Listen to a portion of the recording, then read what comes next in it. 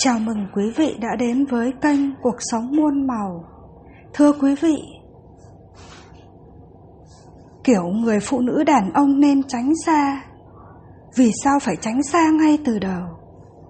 Nhiều bạn có suy nghĩ, khi yêu thì yêu ai chả được, nhưng khi cưới thì cưới người vợ cho đàng hoàng.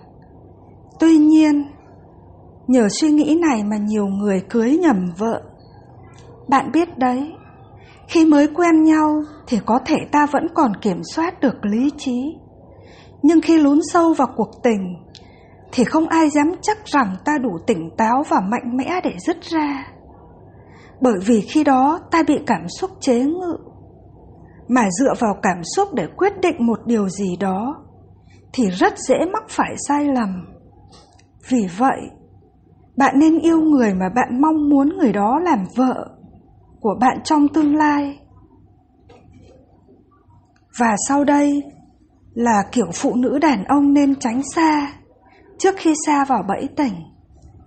Xin mời quý vị và các bạn cùng theo dõi. Tiêu cực. Chắc chắn rồi, mình tin rằng chẳng ai muốn bên cạnh mình là người tiêu cực.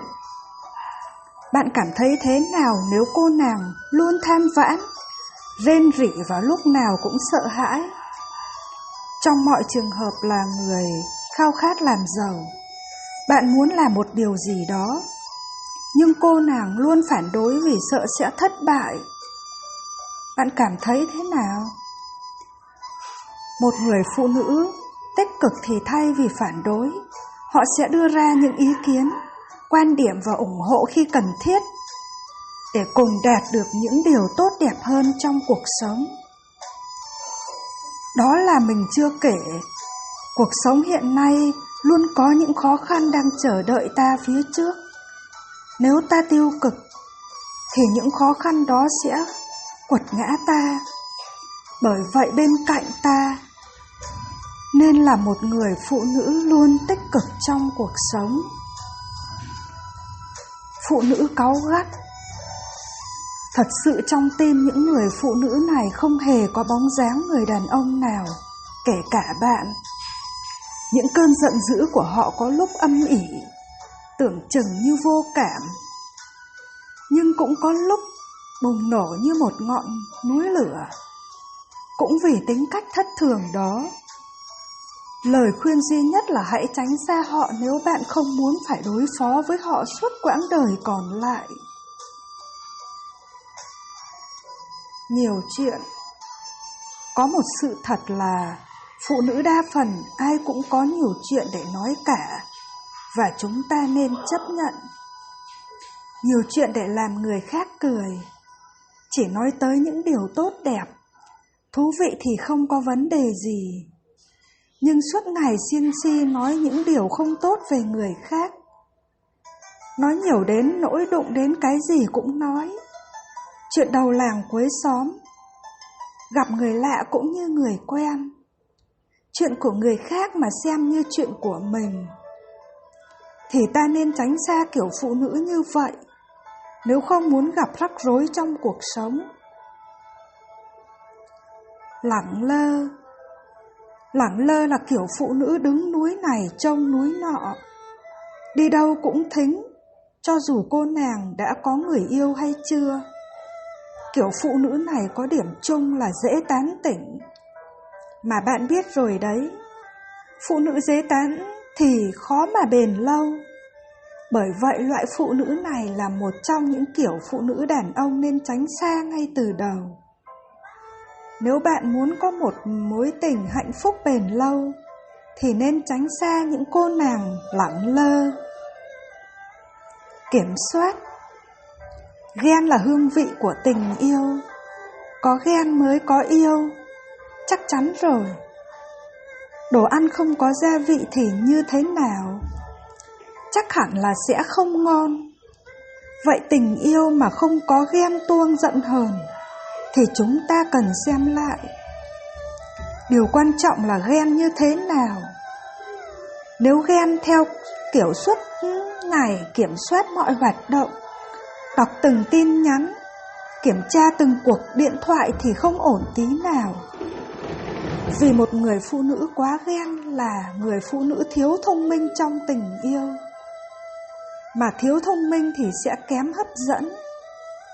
Mà kém hấp dẫn thì liệu rằng tình yêu trong bạn có mãi bền lâu? Thực dụng. Rất nhiều người hiểu nhầm thực dụng và thực tế giống nhau. Ta không nên nhầm lẫn giữa hai khái niệm này. Thực chất một người phụ nữ thực dụng khác với một người phụ nữ thực tế. Thực tế tức là không có tiền thì sẽ không sống được. Dĩ nhiên, không có tiền thì làm sao dẫn cô nàng đi xem phim, làm sao mua kem cho cô nàng ăn. Điều quan trọng thực tế là đi cùng với giá trị tình yêu và tinh thần. Ví dụ như một cô nàng thực tế, người yêu cần có tài chính. Thế nhưng nếu hiện tại chưa có cũng không sao, miễn là yêu thương cô nàng, có ý chí cầu tiến, biết phấn đấu trong cuộc sống. Thực dụng là cũng không có tiền thì không sống được, nhưng lại thêm sự nông cạn, toan tính và ích kỷ. Ví dụ cô nàng thực dụng, người yêu phải có tiền, có xe sang và nuôi được cô ta và gia đình cô ta ở hiện tại. Hiểu được thực dụng và thực tế. Rõ ràng muốn có một mối quan hệ lâu bền, chặt thì ta nên hướng về một cô nàng thực tế. Cuối cùng trước khi yêu một ai đó, trước khi quyết định lao vào lưới tình, bạn hãy dùng lý trí để xem xét cô nàng. Hãy hiểu tâm lý của phụ nữ. Đừng nên như con thiêu thân, bởi vì để có một tình yêu lâu dài thì cảm xúc là quan trọng, nhưng chúng ta cần phải thực tế.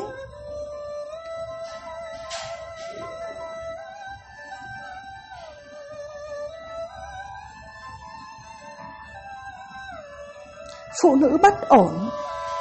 Với mẫu phụ nữ, sự khởi đầu của tình yêu diễn biến một cách ngọt ngào. Nàng đáp ứng tốt mọi đối xử của đối tượng.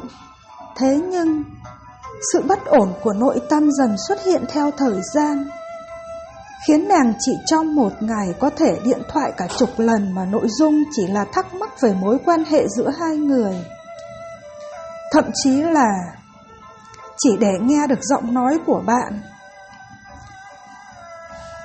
Tâm lý của phụ nữ bất ổn là sự cần khẳng định của bạn về nét quyến rũ, sắc đẹp cũng như sự hoàn hảo của họ.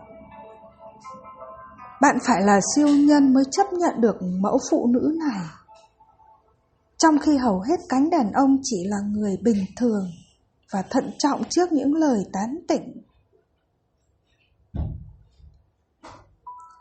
Phụ nữ tuyệt vọng. Nàng có một cái nhìn bi quan về cuộc sống. Nhưng mặc dù tuyệt vọng, mục đích tối hậu của cuộc đời nàng vẫn là kiếm được một người chồng, bất kể tuổi tác và địa vị xã hội. Nói tóm lại, phụ nữ tuyệt vọng cần tìm một người khác phái, đơn giản là để tiến đến những ràng buộc về hôn nhân.